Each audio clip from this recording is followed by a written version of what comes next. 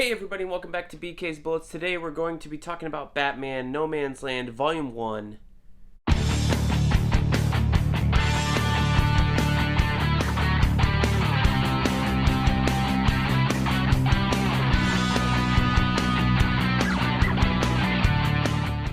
Hey everybody, and welcome back to BK's Bullets. As always, I'm your host, Brent Cassandra. Sorry about the hat. If you can't see my eyes, I have hair, but I didn't put any gel in it today, so wanted to spare you that. So, we're going to be talking about Batman No Man's Land Volume 1. This is the new printings. These came out 5 years ago or so. I've done an overview of all of them once I completed my entire new set. Yeah, these were printed in 2011. Okay, so this is actually a 10-year-old trade.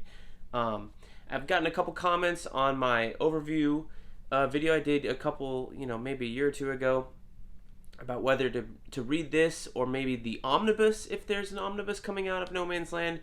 And I would say it's a comfort thing. Like, there are 4 of these trade paperbacks, and they are massive. Like, this thing itself holds, 18 issues or something like that, if you just count what's included. Some of those issues are double size, like the Batman Chronicles issues all have multiple stories.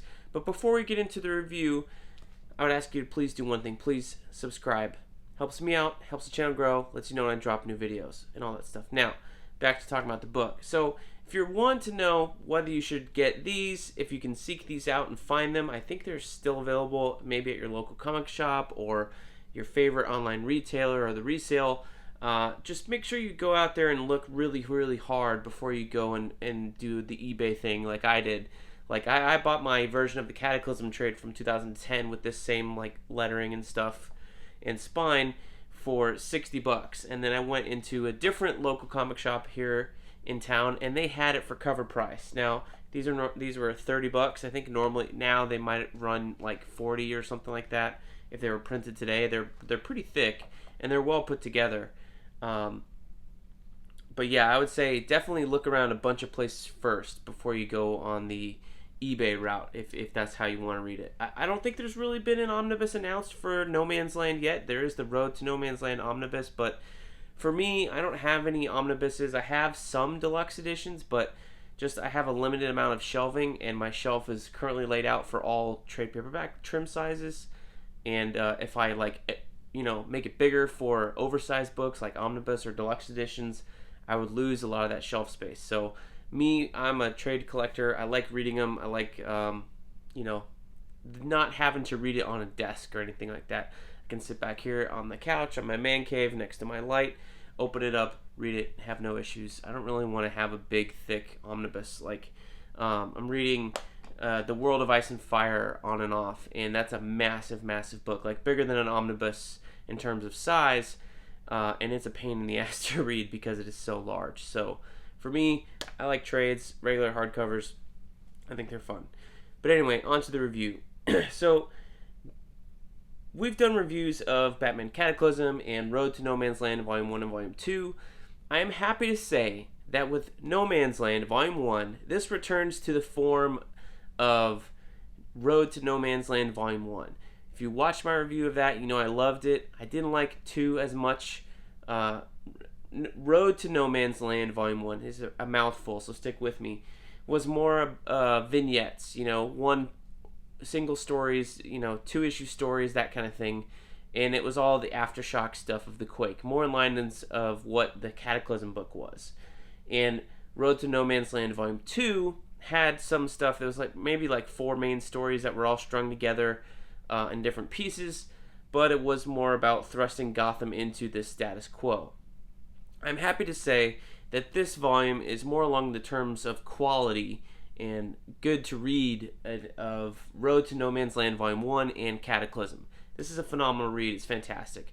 And this is the time, this starts for me, my favorite Batman stories when this is 20 years ago now when this was coming out, 1998, I think. And I was probably reading them in 99, 2000 when the original trades came out.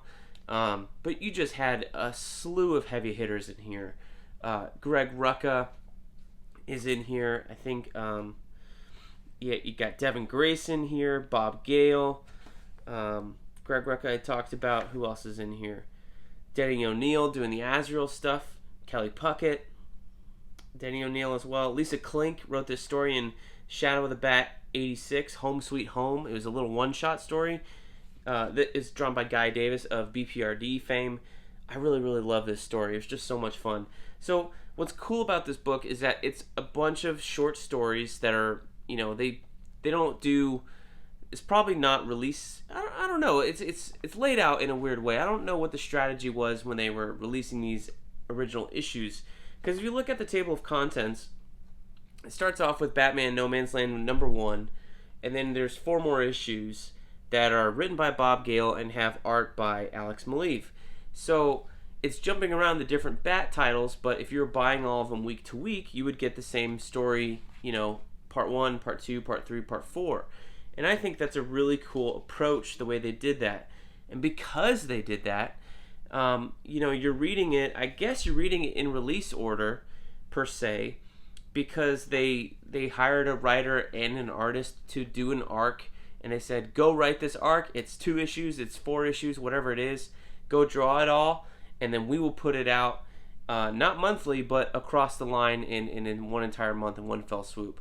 And that makes the reading experience really enjoyable because they organized it in the same way that they did with Road to No Man's Land and stuff like that, where they strung the stories together. And I think maybe the editors at the time realized, hey, this event will be stronger if we have longer stories that we put across the titles, and instead of one guy only writing Batman and he's only on Batman and you gotta wait a month for his No Man's Land story to continue, we're gonna organize this thing in such a way that you're gonna get more stories and more great writers if you pick up more Bat books. Like if you're just picking up Batman, you may not get the Greg Rucka story part 1. You might get part 2, and part 1 was in Shadow of the Bat the week earlier. So that's kind of how this book is laid out.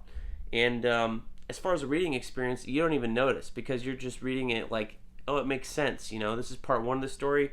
I'm reading part 2, part 3, part 4, and then that ends. And then immediately following the Alex Maleev story, you get the Devin Grayson and Dale Eaglesham story about the, involving the Huntress and a Catholic priest who's trying to maintain neutrality in the war of gangs and stuff like that. Just wonderful, wonderful stuff. While the Scarecrow is trying to mess it all up, it's fun times. And then in between some of these stories, you get, an issue of Azrael when he's on the hunt for Nicholas Scratch, who is the, kind of mastermind behind the No Man's Land idea. Or once he gets into Gotham, he's, hot on the trail, and Azrael's facing the Joker. And then there's a 2-part story where he's helping out Barbara Gordon and Leslie Tompkins at the very end of this volume, which I never read before because the Azrael stories were not originally collected. There's a lot of stuff in here that was not in the original trades back in the early 2000s that I've never read before, and they are just as good, if not more essential to the overall story of No Man's Land, I think, than any other one. Like I was saying, that one with the Guy Davis art, written by Lisa Klink, the Home Sweet Home, it's just a single issue story about one man living in his home and building it, and not giving up on his home, not giving up on Gotham, and coming to terms with how he's prepared for this violence, and how tracking one gang roaming through the No Man's Land versus others, and then coming up with basically a kid he helped raise, or helped this kid learn how to ride a bike, and this kid's now in a gang, and he's coming up and he's going, you're not gonna shoot me, like, think of all the things I did for you, and the kid's like, don't make me do it, old man. Just a really, really great story, great little snippet. It doesn't involve a bunch of Batman characters, just a citizen of Gotham. And that is what is so strong about this No Man's Land idea, is that I think it allowed the Batman writers to just pull back from being Batman all the time and to really find characters or find ideas that would push people to the limits and push people to the brink. Not just Batman and our superheroes, but the other characters in Gotham. So if you haven't remembered, there was an earthquake in the Cataclysm trade, and in the Road to No Man's Land, we saw Gotham descend further into this hellhole, basically, and the U.S. government has declared it a no man's land, and they gave everybody their last chance to get out, in No Man's Land Volume 2. Lots of people left. Some people didn't. Jeremiah Arkham let all the crazies out of Arkham Asylum at the end of that, and that's where we've left off. So this book actually picks up 3 months after the end of Road to No Man's Land Volume 2. Batman's disappeared, and in that wake, you've had all these gangs spring up. So thinking about my Road to No Man's Land Volume 2 gripe is there was a Secret Files issue in there that I have. I still have the original issue. At the end of that book, and I was going, why is this here? It's not really at the beginning of, like, No Man's Land technically hasn't started yet. Well, I think they put it there because of this 90-day gap where Gotham just descended into madness and, you know, you had all these gang territories spring up. So it really was a primer on what maybe the gangs were. If that was when that was published, the only issue is that it tells the story of No Man's Land throughout the entire year in that Secret Files. So I don't know why that was there when it was published or whatever, but maybe that's why it was there. I was just trying to think to, you know, kind of explain this 90-day absence. So yeah, you get a whole lot of setup in this first 4-issue arc written by Bob Gale, drawn by Alex Maleev. Now this Alex Maleev is not the Alex Maleev that later showed up on Daredevil or Moon Knight or Scarlet with Brian Michael Bendis. This is his, like, I guess I would call it non-scratchy stuff. There's it's still good. It's just not as detailed or photoshoppy or reference heavy as his later stuff. Like, similar to how who's the guy that traces everything? Greg Land. Okay, so Greg Land now is an okay artist. He's pretty good. But you look at the stuff he was doing on Nightwing 20 years ago, and that stuff is non-photoshopped, not traced, not light-boarded, no bunch of porn references or whatever. And that stuff looks real. Like, it looks phenomenal. And then you look at the newer stuff, and you're like, man, like, there's something off about this. There's something to this Alex Maleev stuff in here that reminds me of Greg Land back when he was good and maybe more respected. But not to say Alex Maleev has lost any of that respect. It's just it's a totally different look than stuff you've seen before. There's just a phenomenal array of artists and writers in here. I mean, Roger Robinson on Azrael, I've never really thought of him as a definitive Azrael artist. I mean, is there really anybody? It's not really that big of a character, Brent. You're just picking on him. But I think he does a great job here in the Azrael issues. Certainly, it's fun to look at early Dale Eaglesham with some different inkers and realize how strong his style was even before he jumped on JSA and did some later Green Lantern stuff with Kyle Rayner, stuff like that. And it's like, wow, his stuff was strong 20 years ago. It's just as strong now. So it's a whole lot of fun to realize how good of an artist, how good of a draftsman some of these guys are, early into their careers. Just really, really cool. Like, look at this Batman. This is Dale Eaglesham Batman. It's fucking cool. Huntress is in this arc. Really fun. His Scarecrow is really terrifying. This is his Scarecrow. It reminds me a lot of the Super Friends Scarecrow with, like, a bunch of straw and stuff hanging out. And this really, like, slender and tall, frightening creature. Really, really cool. I like that arc. Maybe it was a little bit too long. It was like 4 issues, and I was like, do we really need to focus on this priest? But we'll see. What is also cool is throughout this these storylines, like, you're getting, one main storyline per arc, or a one and done. But throughout, peppered in here is the introduction of a new Batgirl. Batgirl is introduced in, like, the first issue or second. And then you also have the ongoing storyline of the GCPD of Jim Gordon, Harvey Bullock, Sarah Essen, Detective Montoya, and these cops realizing that they're not going to be able to be cops necessarily. They may have to do some dirty things to maintain control or maintain power or law and order, however you want to look at it. And they basically set 2 gangs upon each other and step in after a bunch of people have been killed in order to take control of the territory so it's not as crazy. Cassandra Kane is this Batgirl, obviously. I don't think it's a spoiler, really. But it's weird to see this Batgirl talk a lot as opposed to later on. And now that I'm saying it, I'm thinking, oh, I think maybe I stumbled onto remembering the reason why this Batgirl talks a lot compared to later on in the No Man's Land story. Maybe we'll talk about it in a later volume. I think it comes up there in a later volume. But Phil Winslade does some stuff in here. This Black Mask storyline with Greg Rucka and Frank Turan.